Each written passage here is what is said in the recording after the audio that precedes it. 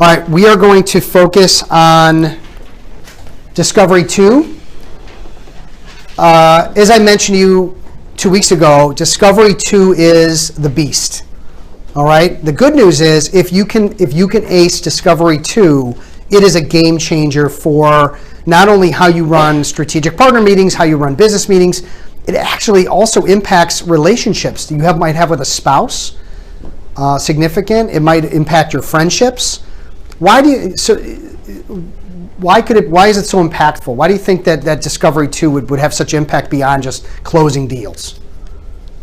Listening to people and developing relationships. Yeah, it's a lot about listening. It's a lot about asking better questions. It's a lot about empathy, right? These are basic skills that people don't really hone the way that they hone legal skills or sports skills, or, I'm a golfer and I want to learn how to play golf and I'm going to hone that skill. But I haven't honed the skills of like listening to people, right? All I'm doing is talking over them all the time, and that's not a great situation. Okay? So let's go into what leads up to Discovery 2. Now I want you guys to keep something in mind because this is really important. We're talking about Discovery 2 in a scenario where you have identified a GC, you've identified an opportunity where there is a need. They came to you with a problem. They were referred to you with a problem. You identified on the phone a problem. If that isn't the case, then we're not going down this path. All right? So let's say that on the phone, you identified an issue, a legal issue. Okay? You set up a date, you set up a time, you set an agenda, you have an issue, you know you're dealing with what you believe to be the decision maker. That's all happened. Now, I walk into that decision maker's office, okay, and what happens next?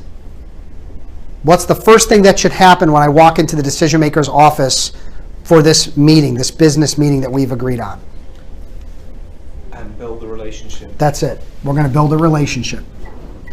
But wait, Steve, we already built a relationship on the phone. Why don't we just get down to business? Because we still need to warm it up. We need to warm it up. Thank you, Steve. We need to warm it up, okay? We have to get back into a groove, a relationship, a rapport. They like us. Oh, and I remember why I liked you on the phone. You asked me questions about me, my favorite subject, okay? Once we have that, what do we do next? We want to get down to business now. It's been 5-10 minutes. We don't want the whole thing to be about my Caribbean trip and all that, right? So then what? Agenda. We're going to establish that agenda. Okay, but wait, Steve, we did an agenda on the phone prior to the meeting. Why are we doing the agenda again? Don't they remember it from a week ago? Got to control what's going to happen. Of course they don't remember it from a week ago. Do you remember what happened a week ago? I don't remember the third book I read a week ago. All right? No, we have to set the agenda at the time, and it's also going to be a little bit more elaborate agenda, meaning we're going to say tough questions. Okay, we might bring up the fact that the end of the meeting should be a yes, move forward, or no, it's not a fit. That's okay. Okay, we're going to maybe talk about shutting our phones off. I mean, that's fine. Okay, that's a full agenda. We're not getting into that right now, but that's a critical point. Because can you do Discovery 2 without setting the agenda? Not so easily. Especially if you want to ask tough questions. The fact that you're saying in the agenda, I'm going to ask you tough questions, is that okay? Yes. You now have permission to ask tough questions, which is what Discovery 2 is all about. Okay, then we go into Discovery 1, and we covered that in our last group. What was that? What's Discovery 1? What's the focus there? Here, let me go to Jake. You set your expectations and their expectations. Well, no, we did that in the agenda. Okay, we've covered that. Now we're getting into some questioning. Where do we start? Remember crawl, walk, run, jog, run, sprint? We're at the beginning of that. So what's the first thing we're going to do? Anybody want to throw a lifeline? T? Discovery 1. You guys have notes?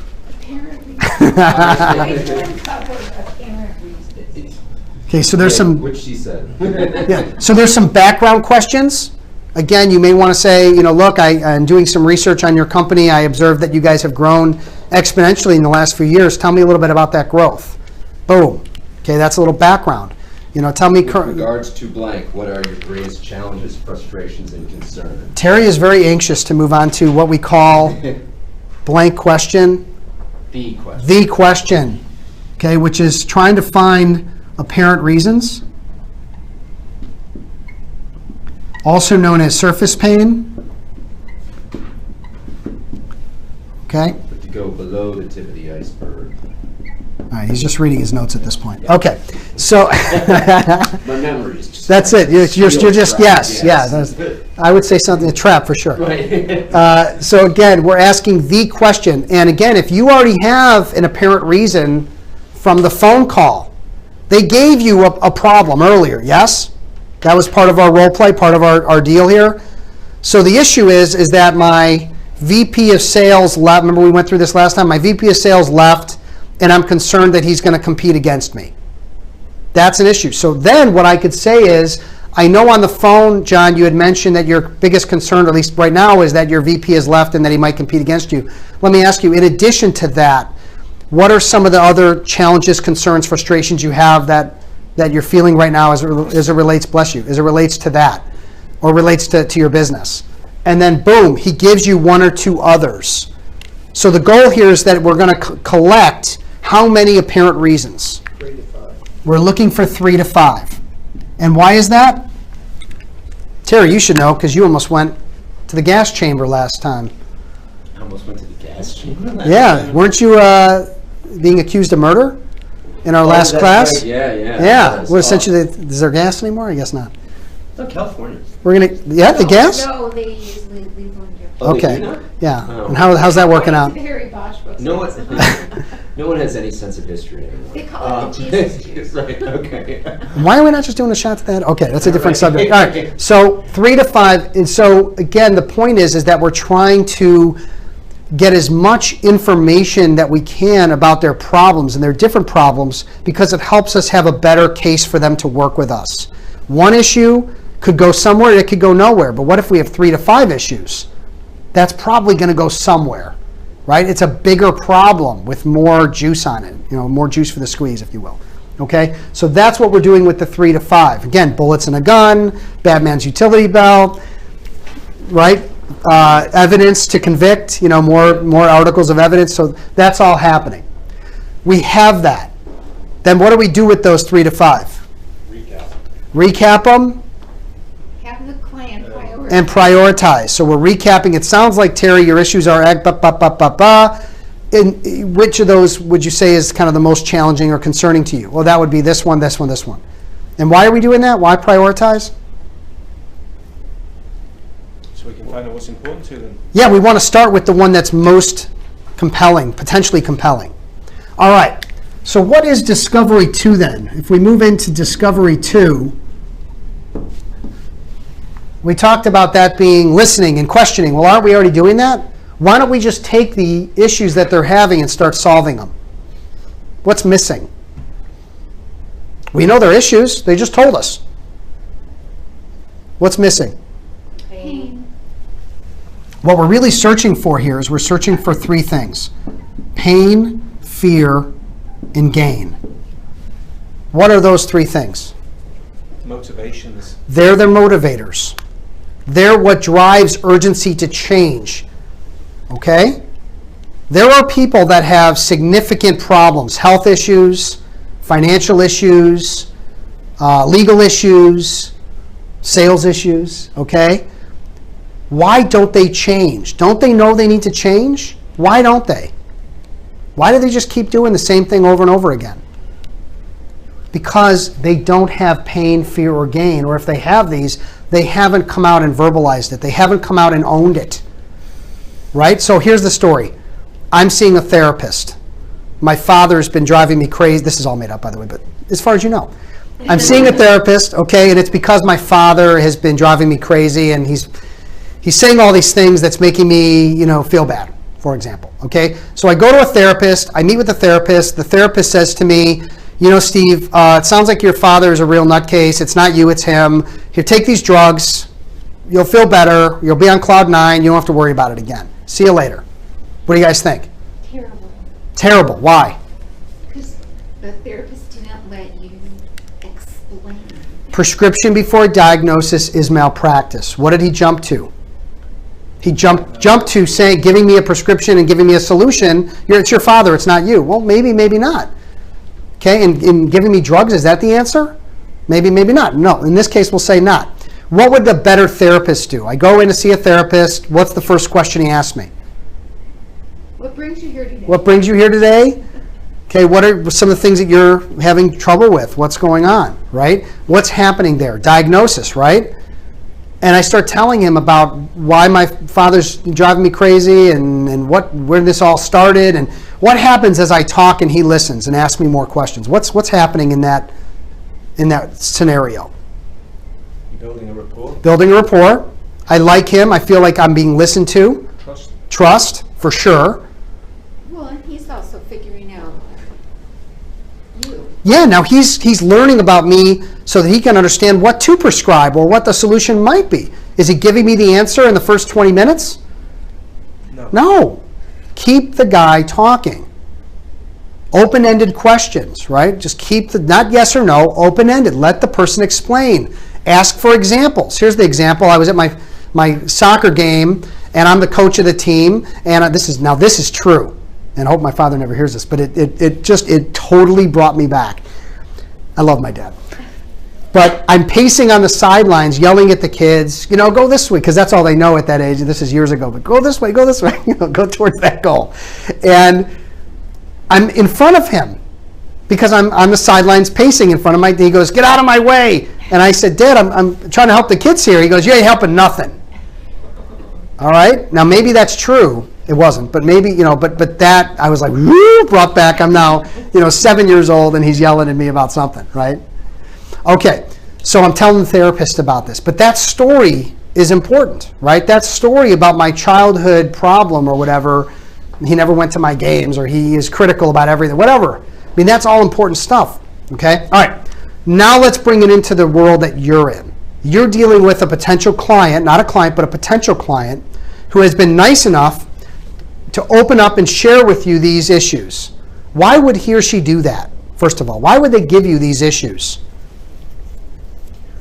I mean, one of them might be that one of the reasons we just said they've never verbalized them and they want to get them off the chest. Yeah, because you asked. And by the way, you're the expert, right? I mean, you guys are the experts in your area. Same thing with the therapist. Why am I sharing with this therapist about my problems? That's that therapist's expertise, I hope, right? So that's why people are going to open up to you. The people open up to lawyers more than anybody, right? It's all confidential. It's all confidential. So far, okay? You're So, about to change the rule. Really? what's that? Save it for later. Okay, we'll cover that at the All end. kinds of money. So. Okay. All right. So the goal here is that we are trying to get them to verbalize beyond a parent. We're trying to get them to go from a parent to what? Compelling. To compelling. What is the difference between a parent and compelling? John, what do you think? Compelling is, as you said earlier, it's the motivator for the change. And that's, they realize that they need to change because of the pain, fear, and gain. All right, I'll define it a little differently. It involves these three, but I'll say it's emotional, it's personal, and it typically has some financial implications kind of surrounding it in most cases. Might be hard dollars or soft dollars. What's the difference between that? What does that mean, hard dollars and soft dollars? Again, my VP has left and potentially taken my client base and could compete against me. And I'm going to lose $1 million or... I could lose $1 million. Is that hard or soft? That might be soft. I'm losing a lot of time worrying and thinking about this. That could be soft. What's the hard? He takes the business with He took 40% of my business with him. That's hard. That's actual dollars leaving. Both of those count. Literally count. We can count them. Okay? So something that's compelling reasons are personal, emotional, tied with money, and what it does is it directly relates to urgency. Directly relates to urgency. You all have had experiences with people that have come in and told you their problems. You gave them a solution. It seemed like a no-brainer that they should move forward, and they didn't. Now, there might be a number of reasons why they didn't. What do you think is the number one reason? I'll give you a hint. I just said it about 10 seconds ago. It directly reflects on a lack of urgency. Now, is it that they should be urgent? That you know that they should be urgent, yes? You identified problems that they need to address right away. It's litigation, right? I need to squash my VP right now, not in 6 months when he's already set up shop and everything, all right? But I don't do that. I don't see the urgency. I think he's done something. I'm not sure, and I don't want to really deal with it. I've got other things to worry about. I don't do it. Now what? My situation better or worse? Worse. Because why? Whose fault is that? Is it my fault or your fault? Maybe. Well, Well, I mean, it's sort of, I would say it's going to be on the VP. You know, Well, it's on the VP, but the VP, Oh, not that's the VP, I'm sorry, it's going to be on the decision maker. the decision maker ultimately, yes, it's on. They're going to be the ones. But what responsibility could we take? To make it clear what the urgency is. That we need to tell them what the urgency No, is? we need to have them tell us how urgent it is How do we do that? by getting them to articulate. Sorry. Go. We'll go John, we'll go John and Janet. We're working the J's. Just asking the questions, so you get them to the point where they, as you're asking them the questions, they all of a sudden realize that 40% of the business may leave, the customer list may leave, the future generation that he was going to create is now gone. Okay. You haven't found a way to replace it yet. So what's the value of that problem? If we put a value, if we associate a value, a dollar number, and possibly a ramification on that, let's say that they do. Well, that's what we're going to talk about, and we're going to get into that in a moment. This is when it gets really, I think, this is what excites me. This is what gets me going, okay? Because when you can start to identify that information, not by telling someone what it is, oh, that's going to cost you millions. But when they say this is going to cost me millions, and you're defining that in detail, what happens to that urgency, man? Right up. And who are they going to want to work with to solve it? Not the guy up the block. When that therapist gets me to break down in his or her office, and I'm crying and tissues are flying, right? That's a good visual for you guys. Thanks. Okay? You see me crying? I don't look good as a crier, by the way. Everything gets mushed together. A couple movies I'll tell you about do that. The end of Rudy, a little bit. Okay. End of what? End of Rudy. Oh, Rudy. Yeah, Oh, end of Rudy. oh, okay. Yeah, it's the music that gets me. All right. Anyway, but when that breakdown occurs, and I have verbalized to that therapist the things that I never realized before, I never really had openly said them before.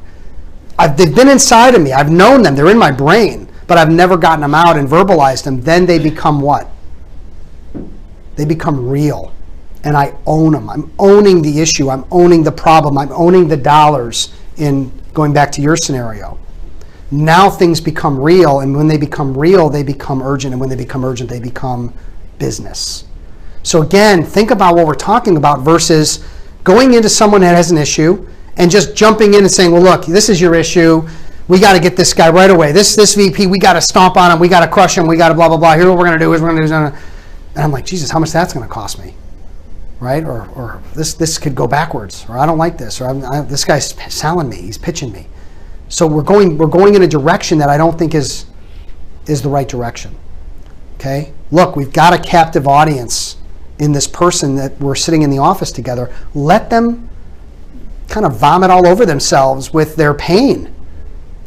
All we're doing is being a great listener and being someone that's caring and interested and trustworthy. That's sales-free selling right there, you guys. That's not about selling or pitching or convincing. That's just listening, understanding, and taking it all in.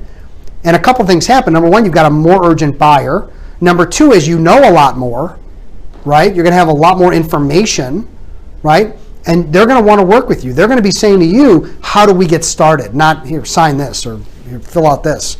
They're going to say to you, how do we get going? Like, remember those two guys that you met with, and they were like, can we just get going with you? And I'm like, oh, you probably want to interview a couple of lawyers. Let's go back to Janet 1.0. She's actually telling people that want to work with her, you sure you don't want to talk to some other people too? And I think that might have been the first time I threw a marker at you. I don't remember. I've done it a few times. All right. So how do we do this? That's what you guys want to know. How do we move from apparent reasons to compelling reasons? Now, I have my own thoughts about this, but I thought to make it really easy, I have a handout that I think is really good. There's a guy, Schumer and Dunn. These are guys that I've been following for 10 years, and I think they're really. Here, let's just pass these down. And these guys have written on content that's very, I borrow and steal and beg from different places, and these guys were, part of that influence. So, I didn't get one. Oh, thank you. how did you not get one? I didn't get it to him. Oh, But I think I have one. So Here. You already have one? Oh, there it is. Did I just see it? I thought I did. What is that? You just it's not. here. Just give that to Jan. It's fine. All right, guys. So go to the second page, 68. Okay, we're taking a step back to take a step forward. So background questions. Need to find out various facts about the prospect situation, how they relate to their product, to your product or service. In this case, your service. Okay, again, apparent reasons are not pain related. I cannot tell you how many times somebody finishes a meeting and they call me up to debrief. John finishes up a meeting. Okay, he wants to debrief with me, which, by the way, I highly recommend, because we will talk through a meeting and go through the steps and make sure that everything went the way it went. So we kind of did that, Liz, a little bit, right?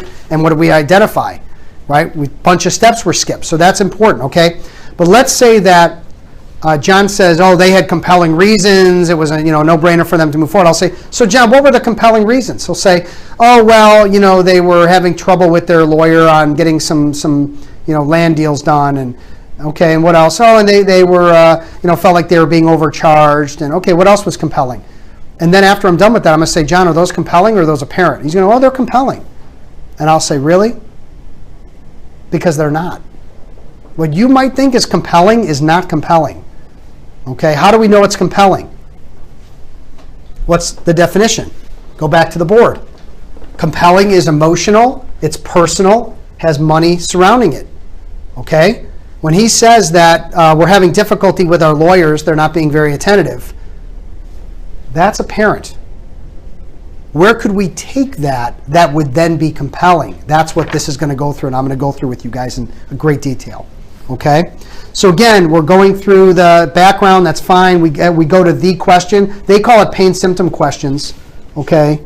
So, with what are your main concerns are you having with respect to what challenges are you facing? Again, I come up with CFC, challenges, frustrations, concerns. Okay? So with regards to, this VP and running your, making sure that you're protected, what are your challenges, frustrations, concerns? Then zip it and wait. Okay?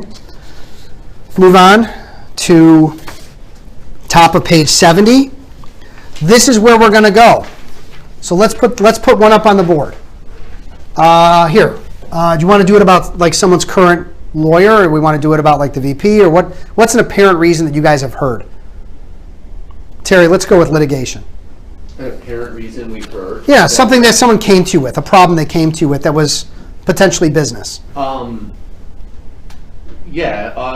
Actually, it's the one that you mentioned earlier today. My VP, Okay. not necessarily a specific position, but somebody important has left, and they have the potential to take a significant amount of business with them.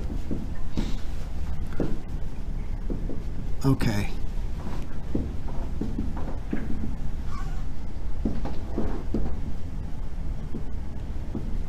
All right, so here we go. So we're just going to go with that for now. Okay, we're going to come up with more later. You guys are all going to come up with your own in your own area, and we're going to work through that as a role play. Okay? So Terry has said to me, my VP has left, and I'm worried about him stealing business. About him stealing business. Okay? Apparent or compelling? Apparent. So how do we get it down to here?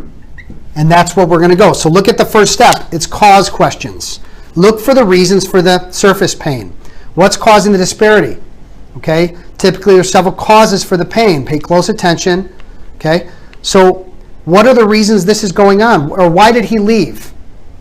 Give me the background on that. Okay? Why do you suppose this is happening? Why do you think he's going to take business? That's open-ended. It's not yes or no. Okay? Here's my favorite, hands down, best question, period. In my opinion. This is my opinion. I'm like Sean Spicer, period. Okay? Tell me more. And then zip the lip. Zip the lip, you guys. This is not about talking. This is not about blowing anything out. It's just ask the question and then zip it and listen. Okay? They're going to tell you what is going on. So my VP has left and I'm worried about them stealing my business. Wow. Be empathetic. I mean, because you should be. This is a bad situation. Wow. Well, that sounds kind of challenging. Do me a favor. Take a few minutes. Just tell me a little bit more about that. Get the background on it. Get they might just feed you a compelling reason right there on the spot. Some people like me are just an open book. They don't waste any time. I'll go right to the pain. Other people, typically C's, right, and some S's on the disc. You guys know what I'm talking about, right? They might be a little more cards to the vest, a little more closed, okay? So we have to ask that kind of question. Why do you suppose do you know what's causing these problems? Do you know why he leaves? What was the environment like? What else do you guys think? What's another cause question we can add to this? Why do you think you might stay with him? How much business do you think you might steal?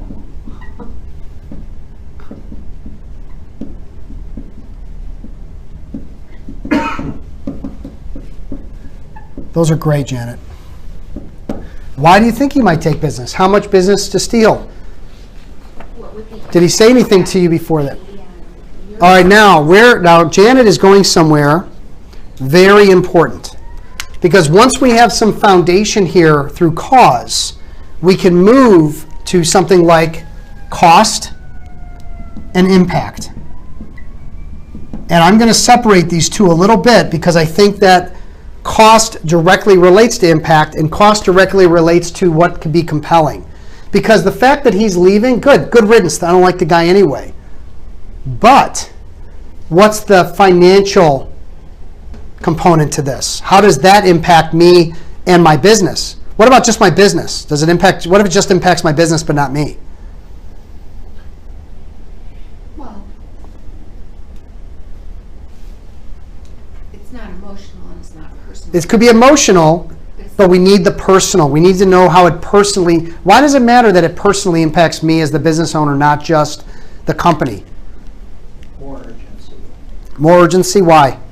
Because it could be sleepless nights, it could be concerns about the other employees, Okay. it creates anxiety. Okay, that's important, you guys, because in some instances, a problem could impact the company, but not so much. And this might be someone that doesn't own the company. Let's say that I'm an HR director.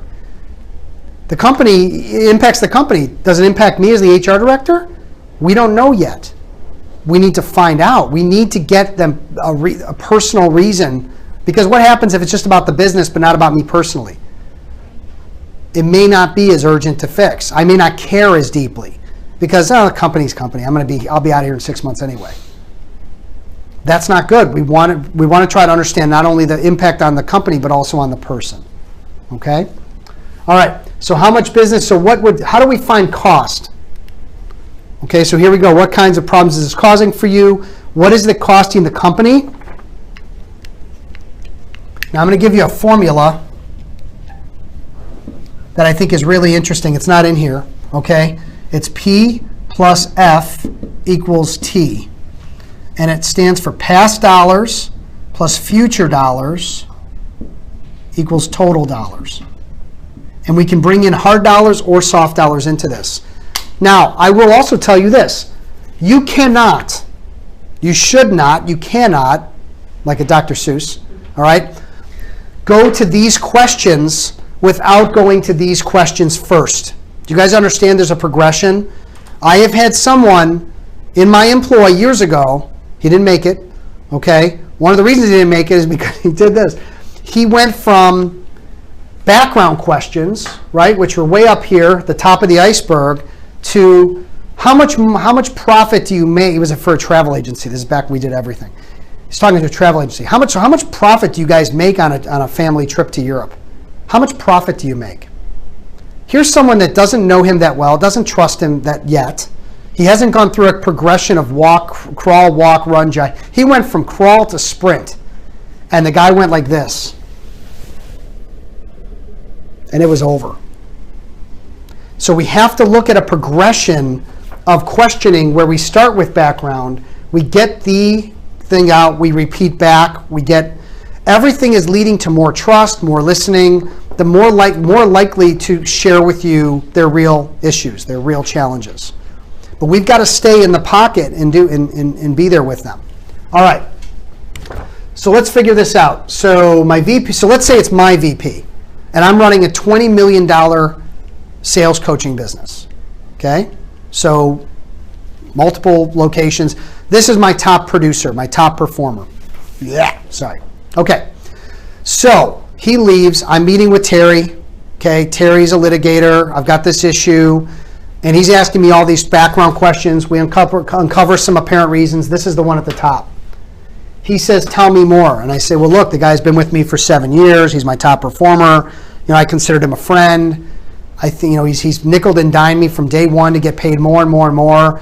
And I think finally he just figured out he could just take his show on the road. He's got, you know, all these clients that they're not my clients, they're his clients. You know, we have a non-compete, but honestly, I don't know that he cares about the non-compete. He's going to deal with, he thinks I'm made of rubber and I'll just, I'm not going to do anything. So I'm sharing this with him. Why did he leave? You know, some bad blood. You know, he's asked me for some personal loans. Okay, blah, blah, blah. And now you get to this point. So Terry, take me through that. Well, I mean, how much business did he steal? I mean, like client-wise, how many clients did this guy? I mean, he's probably taken 15 clients. He hasn't, so let me just state, he hasn't taken anything yet. Yeah. But he's left, and I know this guy. He's a shark.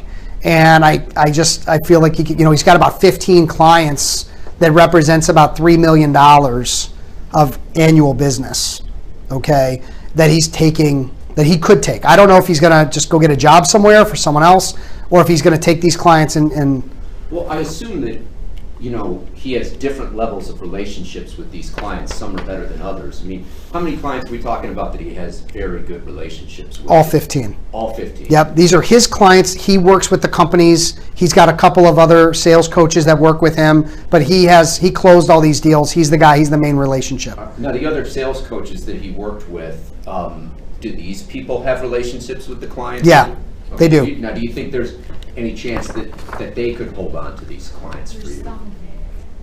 He's not solving yet. He's asking me questions. He's asking me relevant questions. No.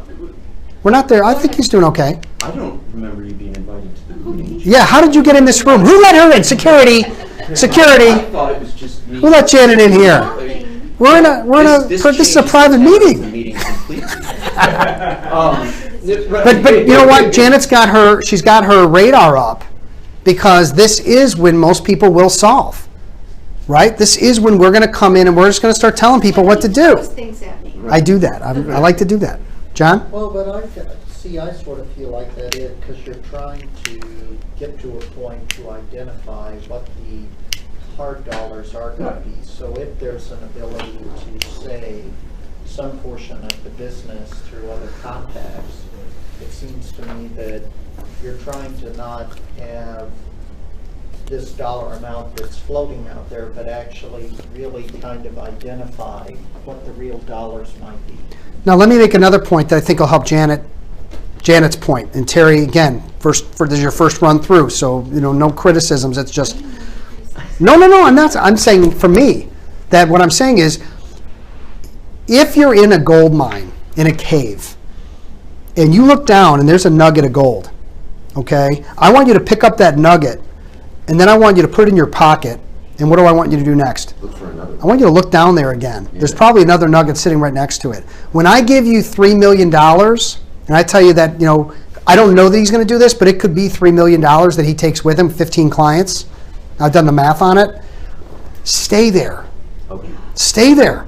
You've got the gold. It's sitting in your hand. It's shiny. Okay? Let's stick around a little bit before we go on. We can go in the other questions you asked are viable. Mm-hmm. Okay. However, let's try to stay there a little bit longer. So, Janet, you want to take over because you're itching. What percentage of your business is? No. Who let you in the room? What's going on here? $3 million million mean to your business? Okay, what could losing $3 million, and what did you say, what percentage? What percentage? Jake, I think it's the same question. it's the same question, Yeah. okay? So now where are we going with this? I'm trying to make it personal. Yeah, I mean, I agree with Jake. I think you're making it personal. I mean, what is this worth to you? Okay, You know, I mean, if you have a multi-billion-dollar company, $3 million might not be as big a deal as if you have a $10 million company, in which case it's a huge chunk. So, Okay. you know, it directly relates to as to whether it's worth hiring you, really. okay.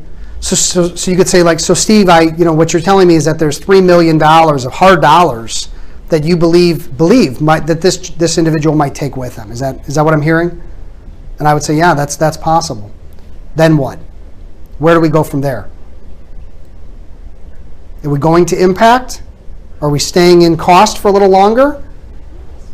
Well, I mean, couldn't you Staying in cost. Oh, Other aspects of cost, which are the soft aspects, So- like oh. the sleepless nights. so it could be time future involved. dollars. It could be some of the soft dollars. It could be other. All right, so let's think about this. The guy is going to take potentially $3 million of business away. That is existing business. It's not coming in next year. It's not coming in the rest of this year. Replace it. Now what else? What happens next year? Can you? Can you? Yeah, right. How do you replace a VP that's locking up all this? He's the second best salesman on the team. Well, yeah, I mean, that's you're kind of going the direction I was just going to go. Okay. How do you, which I say to all kinds of people. Okay. Then why were you asking about how he couldn't lose $3 million? Go ahead. Oh, you couldn't lose? I don't know. No, you just use these other salesmen and you won't lose it. Well, He didn't say that. no. I'm trying to get to that. I mean, Okay. Do you have, going forward, what kind of business was this guy generating each year? I mean, were his numbers going up? I mean, do you have people underneath him who can take this over? I mean, are there people who can reach out and expand your business for you, or are you losing one of your main Yeah, so engines of business? see, look at this. I mean, you guys, this is so good, right? No. So think about it. I'm potentially out $3 million, right? That's hard. Now Terry's bringing up another point. What did this guy bring in annually the last number of years? What was he adding to the pot? Was he getting better each year at doing this? I think that's an interesting twist on it. Was he getting better, It's a little worse? bit more on the margins. Okay. But I mean, I see Or maybe just what was he bringing in on a year-to-year basis? Yeah. I may share with you that it's been going up or down. Right. But let's say that he's been a consistent performer, bringing in about 1.5 every year to help us get to the 20 that we are now. Right. Okay, John? So I think I see your point. Okay. In that, if there are people that could step up and take his place, I mean, we don't, in this stage, we don't really want to identify that, right? We don't want to, no. We don't want to identify that. That's a good there's point. Somebody else that could step up. We don't want to identify. We want to keep them in the shit, if you will. We want to keep them in the pain. We don't want them thinking about how we can fix it or how we can solve it or what options he has to make this thing a winner again at this point.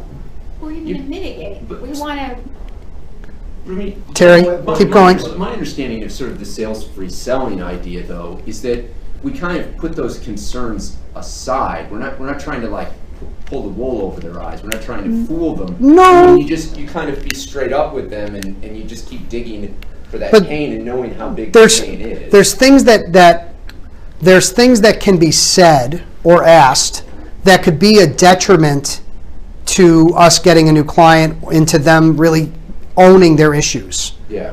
And so that's why I think the questions we ask and the things that we say should be very limited and specific. Okay? So when we talk about, well, aren't there a bunch of salespeople with you that could fix that or sell around this other guy? Yeah, I mean, I could say, no, he's irreplaceable. Or I could say, you know what, yeah, you know what, now that you bring it up, So I don't need you, because I'm not going to. So I don't need- No, I mean, I see. but I see where you're going. You're saying, well, then maybe he doesn't have to hire me.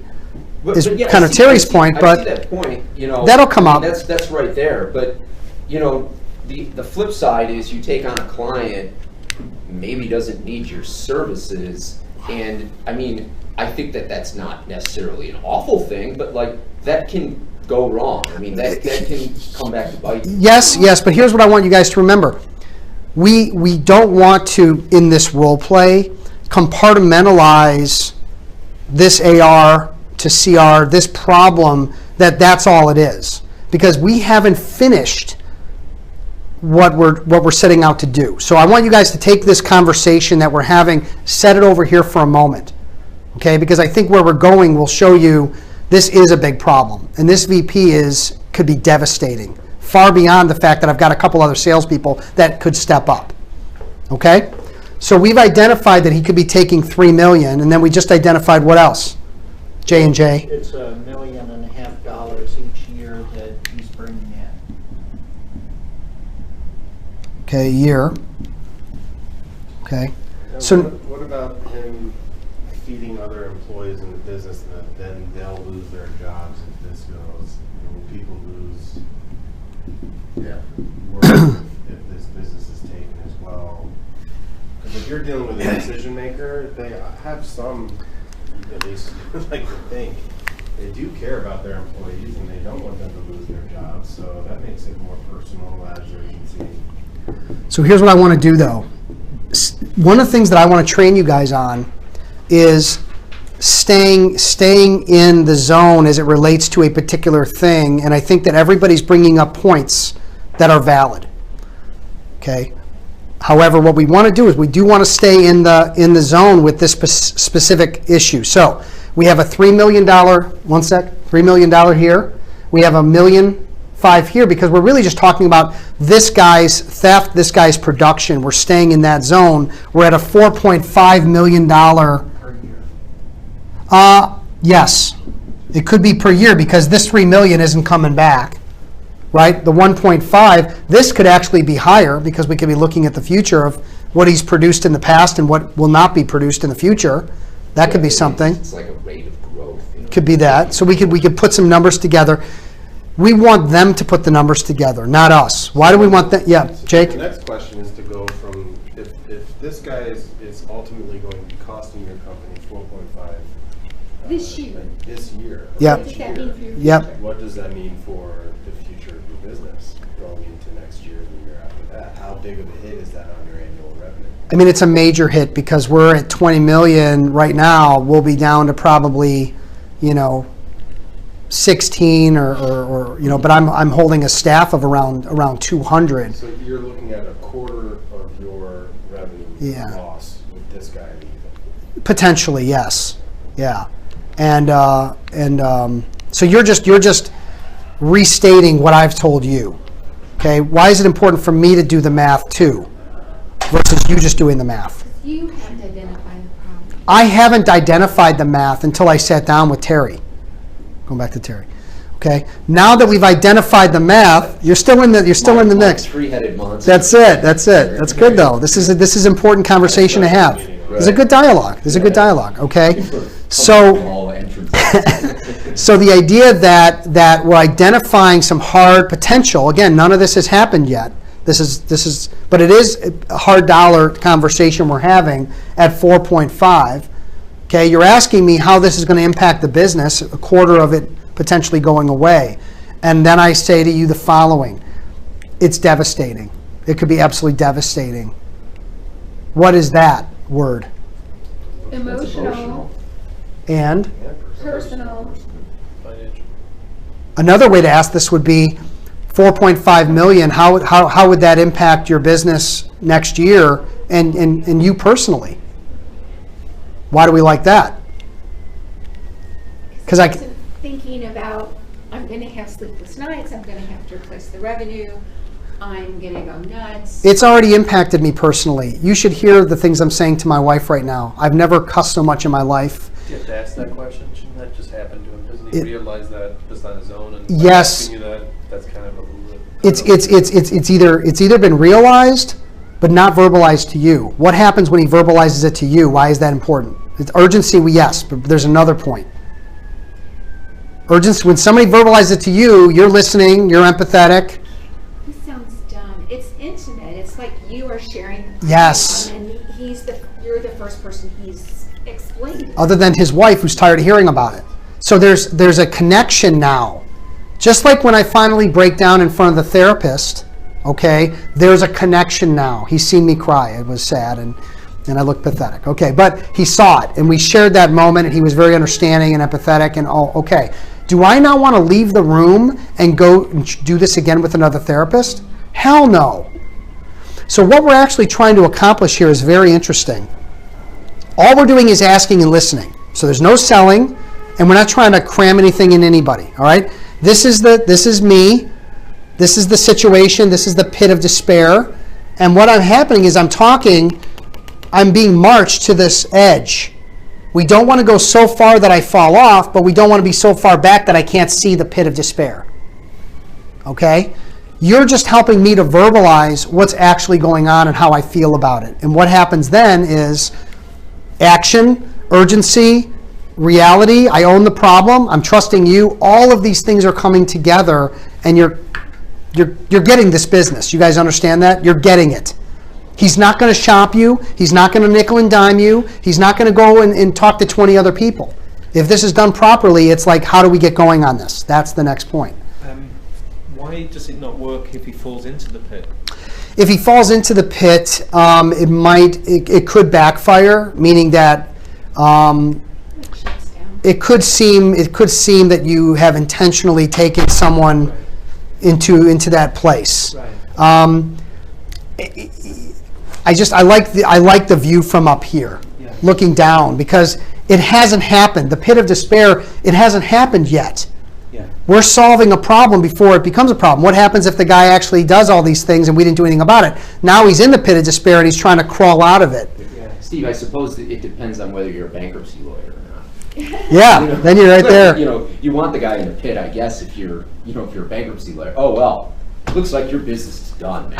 Move on. So you've gone from an apparent reason to a compelling reason. You've extracted as much of that emotional, personal, financial pain from the compelling reason. But before you had listed a couple other apparent reasons. Okay. So you have them presumably on the hook here with, you've gotten this deep connection now. Yep. Does it make sense to revisit those other apparent reasons in this meeting, or move forward now that you've exposed this thing and then use those at a later point to further entrench yourself? It's a great question. So what do you guys, so I'll give you my answer, but I want to hear what you guys think. So you've got this guy literally, it's not pain or, it's not gain or fear. It's straight out pain. He is losing sleep.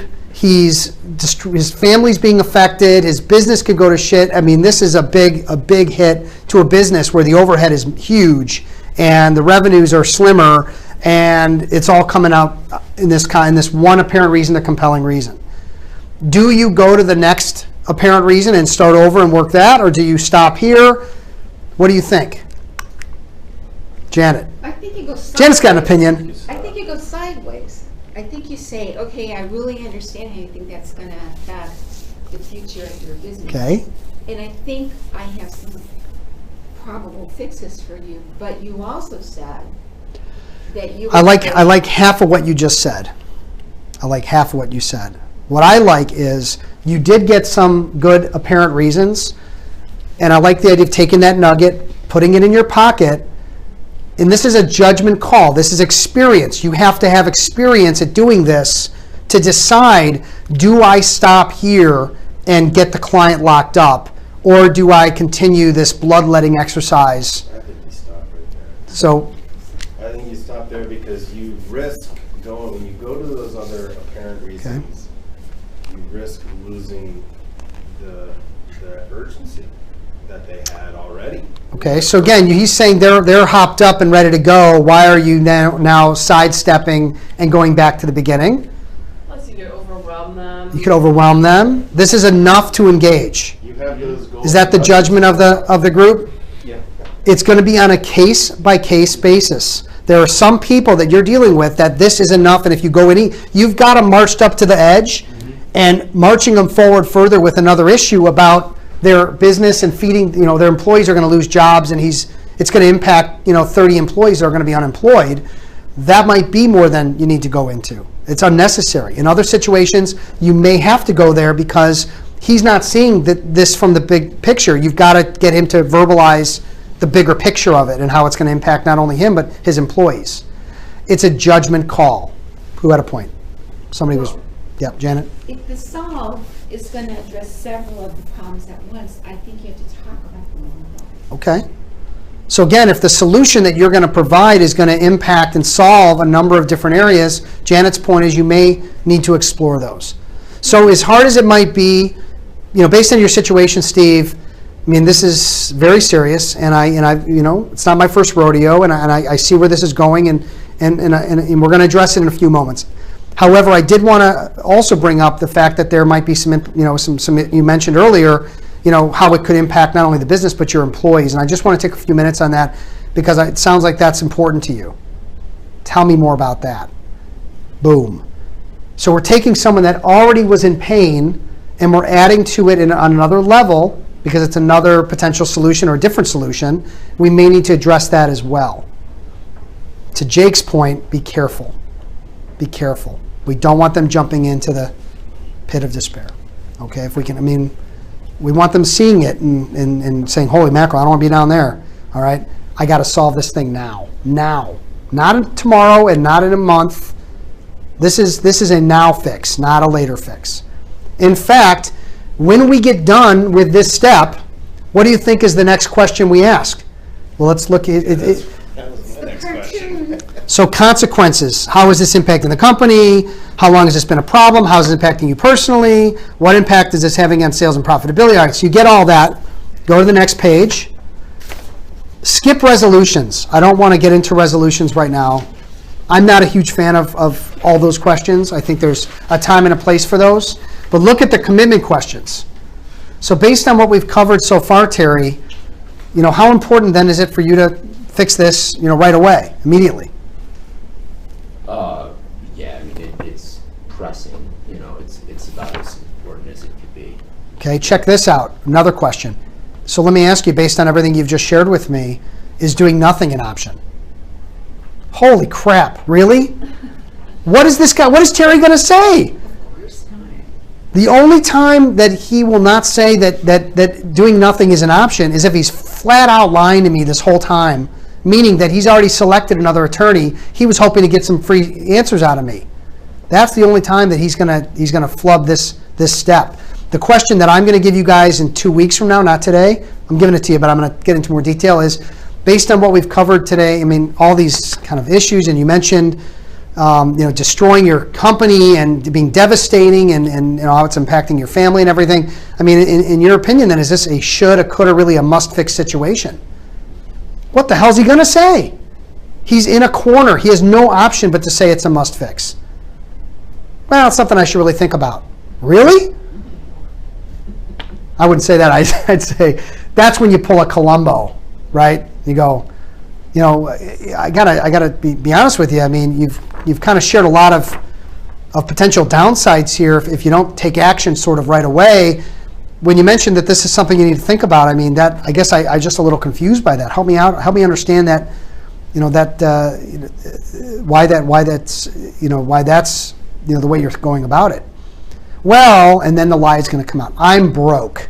I didn't mention this to you earlier, Steve, but I'm $5 million in debt, and I'm concerned about the money of litigation because I don't even know how I'd pay you. Will you work for free? Yeah. Now that just came up in 30 minutes into this meeting. I have no money and I have no access to money. Is it possible that if that didn't come out, you would have met with me 2 or 3 times and given me a bunch of free advice? Hell yes. But because we're asking these questions and we're letting them do all the talking, potential lies will come out. And when they do, we can address them and potentially we can get out of this. Remember the pipeline? This would be one of those, you might move me out. Mm-hmm. Because I have no way of paying your bill. Now we can explore that further, and I've got a rich uncle, maybe that, I don't know. But this is why this process is so wonderful, because not only does it get to the heart of motivation, but it also will help you uncover lies that you may never have figured out. Okay? All right. So again, commitment questions, assuming we could take care of that problem, what would happen at that point? Assuming that this is something we'd want to work on together, what would you like to do next? I mean, we're talking about locking up business, not tomorrow and not in a month, now. Without saying sign here. Right? That's going to be sort of assumed. Okay? All right. So, holy crap, what happened? So what we're going to do is, as a group, and I know we just sort of did this, but I want to do it one more time, and we're going to do this for 10 minutes. Next week, we're going to go through this again. You guys are all going to study this and study, sales-free selling, the role play in sales-free selling. I go through this as a lawyer, okay? I want you guys to study this. Next week, everyone's going to do a role play, and everyone's going to go from AR to CR twice, if we have time, okay? So you're going to have a chance to practice walking someone through an apparent reason, going through cause questions, going through cost and impact questions, etc. Okay? Let's pick one more. Where's my eraser? Here. Oh, were you hiding it from me? Yeah. Okay. All right, I'm getting rid of this. All right.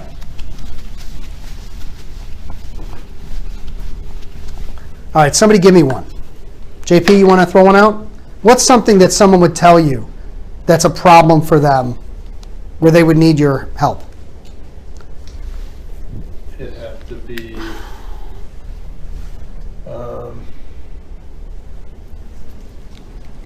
I guess, go mitigating risk on a construction project. What does that even mean?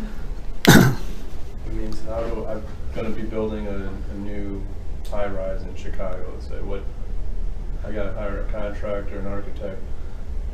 What issues what do I have to deal with building? Have I ever built something before? Or is this my first time?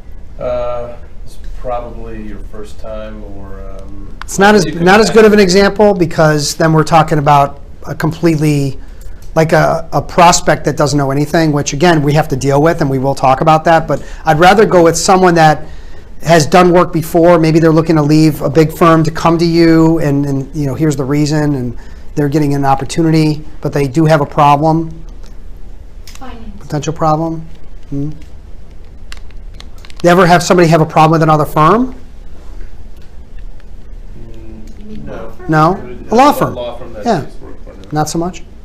I'll give, Oh, okay. well, I'll give you one. Can I give you one? All right, yeah, we're Yeah, passing on but- JP. Excellent. You got So I think some of us deal with trying to get work from other lawyers. So, Okay. So my battle is always convincing them to hire me to handle it rather than handle it themselves.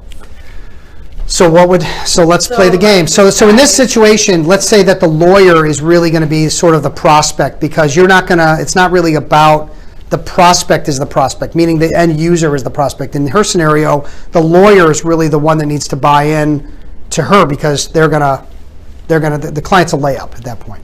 The client will do whatever the lawyer says. So Liz, I've always kind of wanted to do an appeal. I've never done this.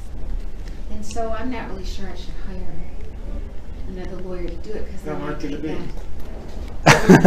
Right. I mean, these guys. Anybody could do it. No, that's me. I'm telling you that. I'm the prospect.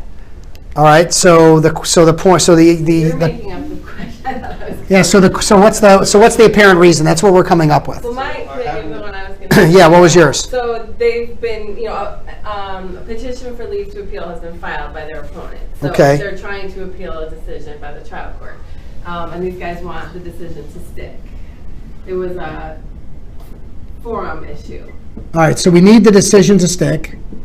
And we want to stay in X county, and they want to move it to another county, and we know we'll get way more money if we stay in our chosen county. We need the decision to stick. All right. What else might but or and we need to stay Right. in Cook, Yeah. for example. All right. So that's the decision. All right. So let's say that's one of a number of apparent reasons that Liz has gotten. So there hasn't been a trial. This is just an initial. Yeah, no, this is, It's an interlocutory appeal that could. We all know what that means, right? It means it's during the case. Actually, we do. I don't. It's during the case. case, but it could significantly impact how much money their client recovers. Okay. That's what I said, there's been no trial. This They is a think. preliminary, Okay. Yeah. Got They it. think it'll significantly impact how much their client will ultimately recover, because the cook will be way more money. Okay, so let's say that was, and again, we're doing a real quick one because we're going to get out of here in a few minutes, okay? But this is what is being said by Janet, okay? And the guy She's- literally said to me, I wrote a really good motion, not to brag, or a really good response brief, so kind of like, I could probably just do this myself, like responding to the petition for leave to. Okay, so Janet, so let's say that, again, Janet is that person, okay, you're going back and forth with Janet, and she says that to you, is that the response? Okay, so what's your time frame for getting an answer on file? Because that was one thing, it was doing like 2 weeks. Yeah, and hey, it's no problem, because I'll just go off the motion. right, okay, so your thinking is that you would just rehash your motion, okay? Right. Okay, so do you have any familiarity with how the appellate court reviews petitions for leave to appeal? No, like I said, it's my first time. Okay, so do you think that they may have considerations that are different than what the trial court considered? Well, I can't read the law, I know what they think of that thing. Okay, well, you know, the appellate court's going to use a different sort of evaluation process in deciding whether to hear an appeal than the trial judge would in deciding whether to grant the motion to transfer. Are you familiar with that level of Yeah. review at all? Okay, so what are your main concerns about if the case is transferred to another county? Well, we won't get as much money for our clients, and we're contingency fee based, so Right. it's taking money out of my pocket. And have you done jury verdict research for a similar type of case in both counties? No. So do you have any idea of what the difference in the recovery could be at this point? No. Do you have just a ballpark from your experience? Have you tried many cases in that other county? No, I never tried a case in LaSalle. Okay, so, and you haven't done research on what kind of verdicts come for these types of cases in that county so far? Okay. So, given that, and you've never answered a petition for leave to appeal before yourself, is that right? Okay. Do you have any concept of how much time that might take you? Well, I wrote the motion, it didn't take that long. Okay, but do you agree there could be factors that you have to address that weren't addressed in your motion? Sure, well, you just pointed out there could be, I don't know the rules. All right, so let's time out for just a moment, okay? So just to get some feedback from the room, how are we feeling about this interaction so far? John? It feels a little bit like a deposition. Okay, so it's question, answer, question, answer, question, answer. I don't think we're getting enough to, the emotional, personal. So maybe the questions are kind of good, but they're kind of going this way, they're not going down. Right. They're kind of hovering around the surface, Yeah. okay? I think as a litigator, but not an appellate litigator, I'm going to take a lot of the information Liz just gave, and I'm going to say thank you very much, and I'm going to move. So she gave information not by solving and but by through asking questions that were leading, right? That gives her sort of the answer. You're asking the question for a reason. I have associates No, who what I'm do saying, that what I'm saying is, research. I'm gonna have less reason to use an appellate lawyer in those instances. Okay. I'm gonna say, oh, geez, jury reports out of LaSalle County. I should maybe look at that. Okay. But that's not solving your problem, that's just telling you how big your problem is. Well, yeah, I'm not saying, I'm not putting a label on it. Okay. I'm just saying my reaction Okay. to it is, I'm looking at that and I'm saying, all right, I didn't know that. Maybe I should take a look. Yeah. And I need to look at the standards the appellate courts Yeah, use right. to review. Okay, let's go John and then Jake. But if you're busy, I think what you're identifying is that because you have a working knowledge of these different rules and these different things that you need to look at, the other thing that I did get from this is that if I were in her place, I would be a little anxious because I haven't thought about any of this, I don't know about any of this, I don't have time to look at all of this, I don't want to take the time to look at all of this, and so Yeah. I think she is creating anxiety, which is a pain point. Okay.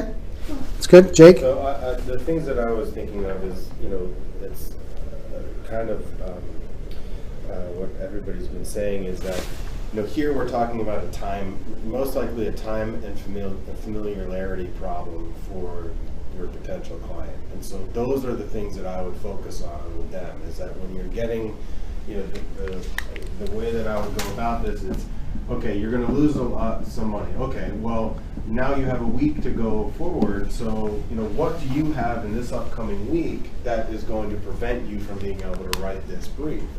You're going to have to figure out the rules and all that stuff, and that's great. And I'm sure you can do that. You're a lawyer, you can read the law.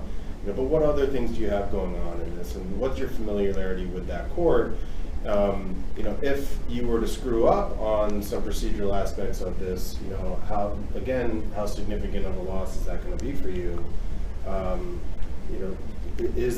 Will there be a positive? This is the one thing that I wanted to talk about also was, not only you have negative impacts, but you can highlight positive impacts. So pain, fear, gain. Gain is still on the label. So Because I think if I screw up, I'll lose the client. Right, so, you can focus on your other files while you have an expert who's filed 100 PLAs with that same court, is familiar with all the standards of review and the procedural issues and the quirks of that court with their filing requirements and copies and all that crap. I want to, Steve, you have something real quick? Yeah, I actually thought that the questions were very good, and I think that even though I take T's point about how she's giving the sweet shop away, she's actually not. She's building trust because she's doing it through questions. And I think that the difficulty that she was having is that Janet was just so, in the role play, was so laissez-faire. Well, let me say, of the three things I was going to say, one will directly impact you right now, which is we want to make sure when we're asking questions, we use things called softening statements. And essentially, softening statements are either words that we use as filler between questions, or it's repeating back what someone says. So when Janet says, say something. I've never filed an appeal like this. Okay, so you've never filed an appeal like this. That's a softening statement. Versus she answers that question, and then I hit her with another. Then I hit her. That was the deposition comment that John made. Right. So repeating things back softens it up and makes it more of a conversation, and that's a soft skill, right? And then also using filler. I'm curious to know. That's a filler. I don't need to say that. Even saying which we shouldn't do, right, when we speak mostly, but it does sort of make things more natural, right? Or well, or okay. And then another question. It's all going to help make this more, we're looking for a conversation between two friends, more of that type of feel than a deposition. This is a machine gun type of, right? But you can feel how much more natural an interrogation will go when it's done with softening statements. I also put on my litigator hat. Okay. Dealing with them has to be a pain. So how does Liz then make the transition? How does she get from that to that? So it's going to be, again, working through these questions, trying to take someone down that path. The other interesting thing is it's less about the case. That's the interesting thing. It's less about the facts of the case. It's more about what Jake was going for, which was, here's something I'd be curious to know. You, based on what you're telling me, you have some limited experience here, but you're also a smart lawyer, and I get that. Give me, if you would, best case scenario if you handle this on your own without hiring anybody, and give me also worst case scenario of you doing this on your own without hiring anybody. That worst case scenario might be real bad. And I Way hadn't worse thought than the about best it. case. It's much worse than the best case. And best case is like 20% chance. Worst case is like 70% chance. Whatever, you get the point. But those kinds of questions are going to be more critical to this conversation than the actual facts of the case and the details of the matter. Can she give any, could she say, well, in my experience, it takes 40 hours? That was all right, so hold on. So that's my third point. That's so softening statements, number one. Number two is not asking questions that are details of the case, but more about the situation. The third point, which Janet is sort of alluding to, and I just lost it, of course, is, what the hell was it? Oh no, it's okay to give third-party stories. It's okay to talk about situations. There's a whole sales methodology just on storytelling. And I always talk about talking less and asking more. But when you're in a situation, JP, which is similar to this, where someone hasn't experienced a bad deal yet, or they haven't experienced the bad side of doing it themselves. If you can give a third-party story about a situation that happened that's similar, not you, but someone like you, okay, that could also be a great way to move around a situation. You know, in the 18th century, there was a guy named, whatever, you could go into a real scenario, whether it's you or something you heard, but that might illustrate the downside, the downfall, the devastation that is this situation if you don't do something different. And that may be the best way to explain a story or an analogy to help them come around to seeing your way of things without solving. Does that make sense? It's a way to generate some pain or some fear without giving away anything. All right, you guys, we are going to get hot and heavy with this next week, okay? So I don't want you guys to freak out. This is the hardest thing we're going to cover, right? And I think some of you, it's light bulbs are popping. Others, the switch is going on and off. We're going to get there next week and have some movement on that, okay? Also, I will be sending out an email today for one-on-ones for April. So don't think I've forgotten you. I haven't. We will get all of your one-on-ones scheduled, okay? Cool? All right, buddy.